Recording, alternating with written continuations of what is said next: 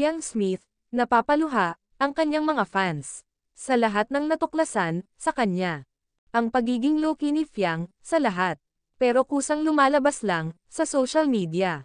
Ang mabubuting ginagawa nito sa kanyang kapwa. Nakilala natin si Fiang sa PBB Housemates. Pero meron pa pala, mas nakakaantig ng puso, na ginagawa ni Fiang noon, bago pa man pumasok sa BNK.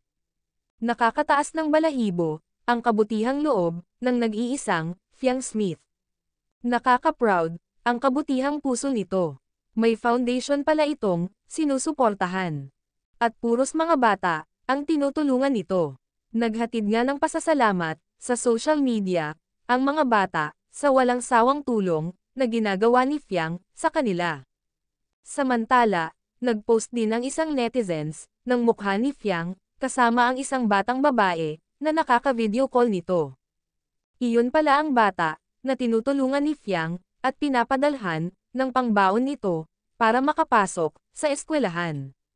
Ang batang yon ay nagkomento lang kay Fiang sa kanyang live noon na humihingi ng baon para makapasok. Mula noon, isa na ang batang yon na tinutulungan ni Fiang Smith.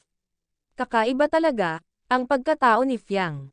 Super bait ang batang ito. No words can describe her.